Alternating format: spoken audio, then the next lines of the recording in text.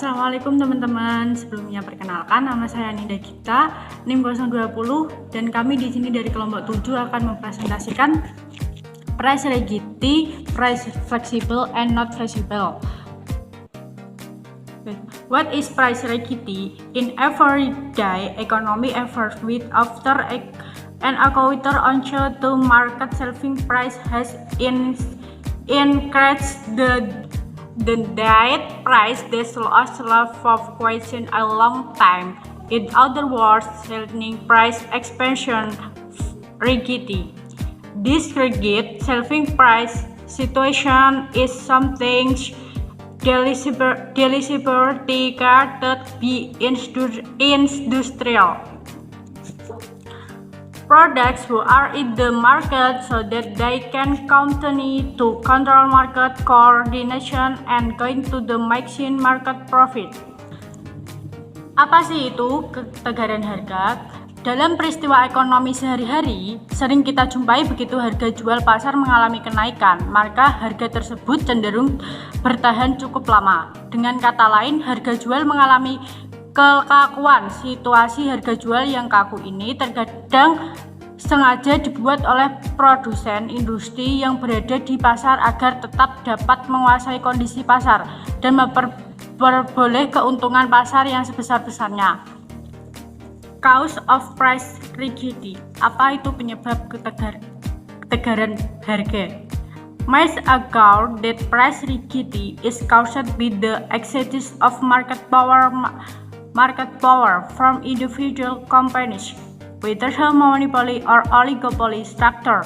In the industrial, the result will be a contagion of economic power in the hearts of our people who are to control price. Penyebab ketegaran harga. Mainz berpendapat bahwa ketegaran harga disebabkan oleh adanya kekuatan pasar atau market power dari masing-masing perusahaan, baik struktur monopoli maupun oligopoli dalam industri tersebut. Hasilnya adalah terkonsentrasi ketegaran ekonomi di tangan industri orang yang bertindak untuk dapat dialihkan harga. What is flexible pricing? Flexible pricing or price flexible is the practice of fixing the price of product or service through negotiation between buyers and seller within a criteria. In other words, customer and seller can get together and try to change price that is low or increase price. Flexibility price operation evolution not only to the price of goods but also service. Apa sih itu harga fleksibel? Harga fleksibel atau fleksibilitas harga adalah praktik penetapan harga suatu produk atau jasa melalui negosiasi antara pembeli dan penjual. Dalam kisaran tertentu, dengan kata lain, pelanggan dan penjual dapat berkumpul dengan mencoba mengubah harga, yaitu menurunkan atau menaikkan harga. Harga fleksibel berlaku tidak hanya untuk harga barang tetapi juga layanan. Sebelumnya, perkenalkan, nama saya Dinda Risa Afiunita, NIM 049. Di sini saya akan melanjutkan materi. Oke, langsung saja ke materi. Strategi in building flexible pricing. Number 1, competition analysis, understanding competitors, positioning themselves compared to your business will help to develop flexible pricing strategies as well as monitor your competitors' pricing pattern for future references and monitoring in your business plan. Number 2, determine product cost to establish pricing flexibility strategy. Business must first understand product cost and selling and overhead costs, combine material, production, overhead and selling costs to arrive at the cost required to produce and sell a typical product known as HPP. Strategi membangun harga fleksibel. Yang pertama ada analisis persaingan. Jadi intinya itu memahami pesaing, memposisikan diri mereka dibandingkan dengan bisnis Anda. Itu akan membantu mengembangkan strategi penetapan harga yang fleksibel. Jadi serta memantau pola harga pesaing Anda untuk referensi dan memantau di masa mendatang dalam rencana bisnis Anda. Yang kedua ada tentukan biaya produk. Jadi intinya itu untuk menetapkan strategi fleksibilitas harga bisnis, untuk pertama-tama harus memahami biaya produk dan biaya penjualan dan overhead terkait. Gabungkan biaya material, produksi, overhead, dan penjualan untuk mendapatkan biaya yang diperlukan untuk memproduksi dan menjual. Yang selanjutnya ada the purpose of flexible pricing strategy. The aim of this strategy is to maximize long-term profit and profit flexibility by allowing for adjustment, both increasing and decreasing price. Tujuan dari strategi penetapan harga fleksibel. Jadi untuk tujuan strategi ini adalah untuk memaksimalkan keuntungan dalam jangka panjang dan memberikan fleksibilitas dengan memungkinkan penyesuaian baik menaikkan maupun menurunkan harga. Untuk selanjutnya ada what is not flexible pricing. In flexible price, the proposition that some price adjust low in response to market shortages or surplus, and this condition is most important for macroeconomic activity in the short run and short-term aggregate market analysis. In particular, inflexible price, also dramatic price or sticky price are a correlation underlying the positive slope of the short-run aggregate supply curve. Price then to be the most inflexibility in result market, especially labor market, and the less inflexible in financial market with product market falling between the two. Jadi harga tidak fleksibel itu proposisi bahwa beberapa harga perlahan sebagai respon terhadap kekurangan atau surplus pasar.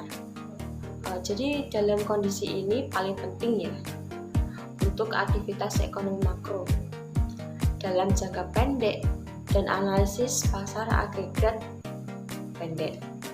Jadi secara khusus itu harga yang tidak fleksibel juga bisa disebut harga kaku atau harga lengket. Untuk alasan utama yang mendasari kemiringan positif kurva penawaran agregat jangka pendek. Jadi untuk harga ini cenderung paling tidak fleksibel karena di pasar sumber daya, terutama pasar tenaga kerja,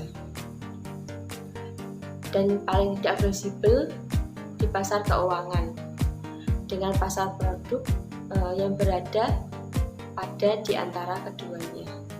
Perkenalkan, nama saya Di Fatmawati, saya NIM 040. Di sini saya akan melanjutkan presentasi dari kelompok saya. Langsung saja. Price inflexibility prevents resource market from eliminating shortages and surplus and achieving equilibrium.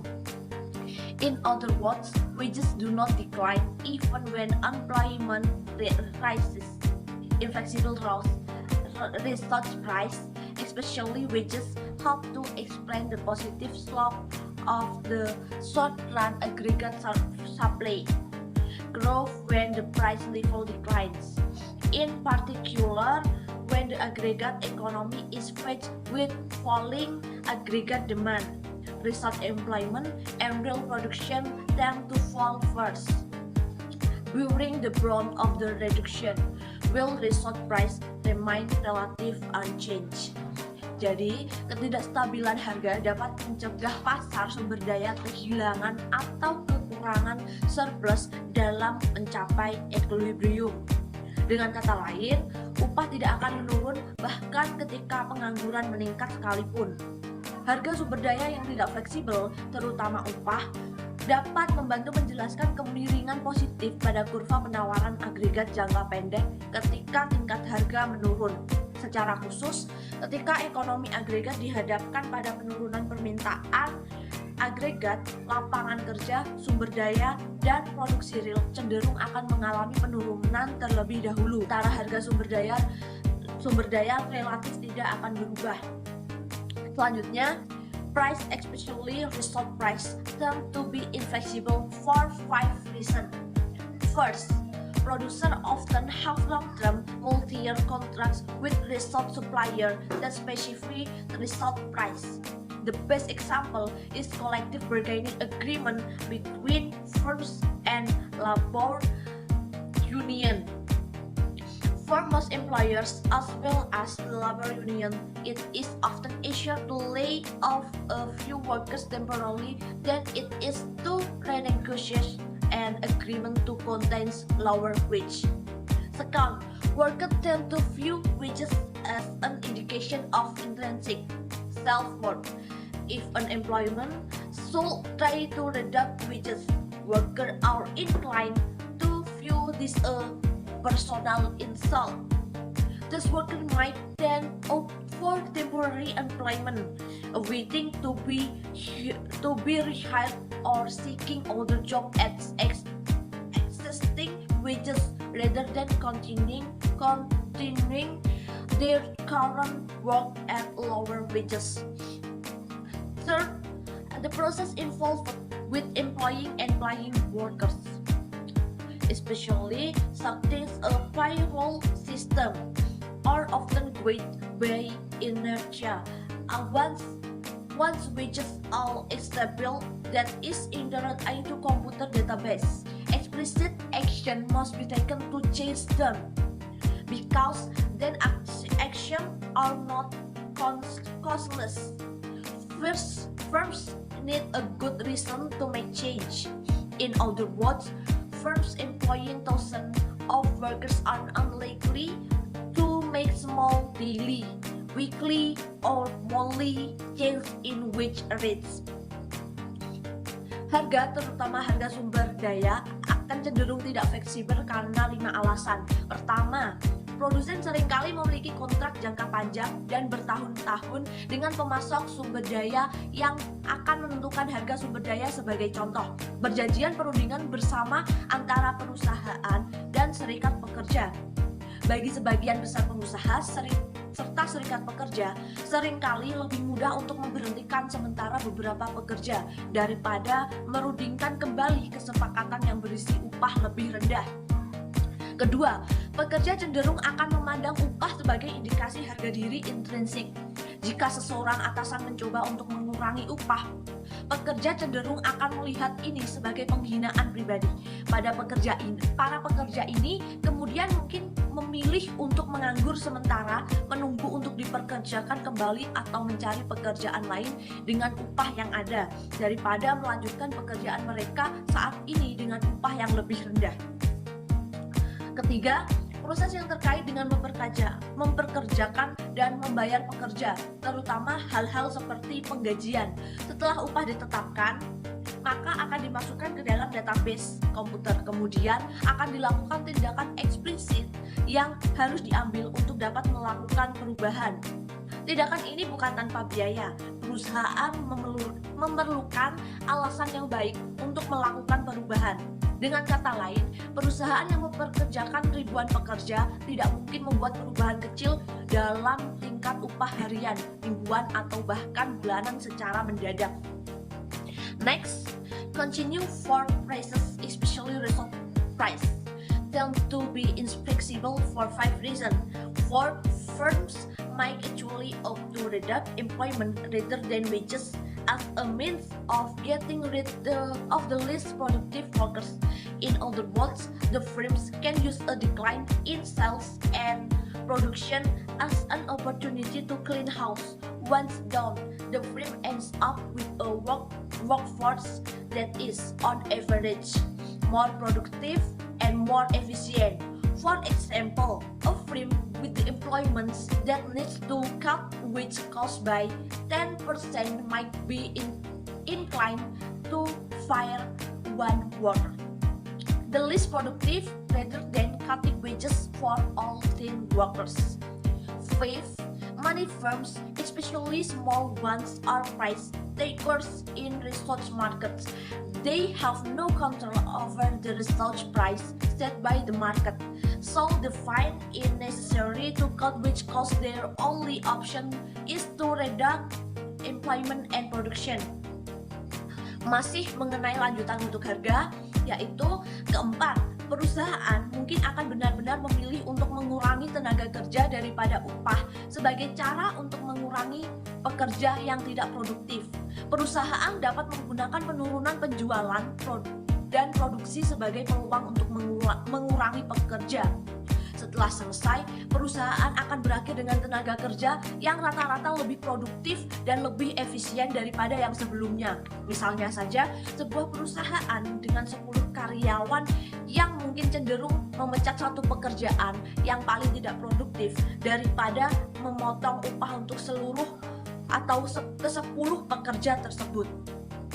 Kelima, yaitu banyak perusahaan terutama yang masih kecil akan mengambil harga di pasar sesuai sumber daya yang ada. Mereka tidak akan memiliki kendali atas harga sumber daya yang ditetapkan oleh pasar. Jika mereka merasa perlu untuk memangkas biaya upah, pilihan mereka hanya akan jatuh pada mengurangi lapangan kerja dan produksi mereka. Perkenalkan, nama saya Bibi Nuraini dari NIM 030. Saya ingin melanjutkan presentasi dari teman saya yang berikutnya, dan sekarang bagian saya yaitu tentang jurnal yang diambil untuk acuan dalam PPT ini. Yang pertama ada jurnal dari Flexible Reservation Price and Price Inflexibility.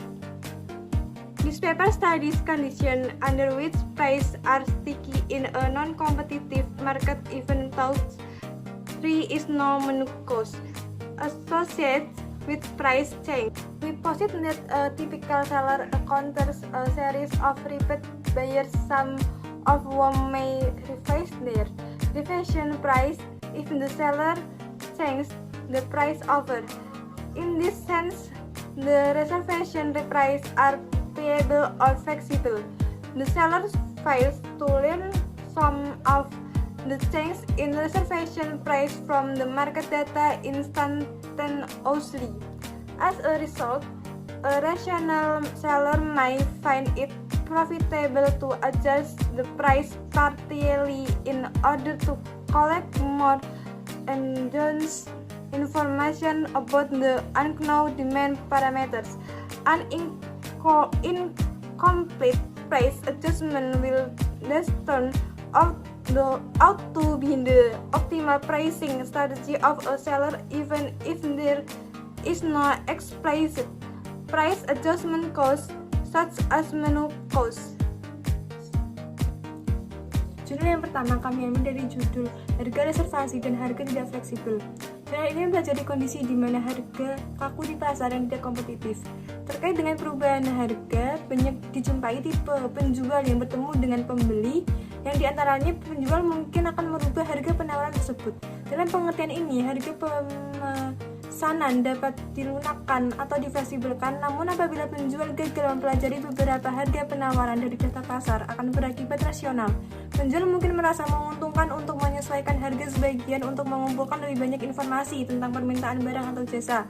Dengan demikian, penyesuaian harga yang tidak lengkap akan menjadi strategi penetapan harga yang optimal dari penjual, meskipun tidak ada yang eksplisit biaya penyesuaian harga.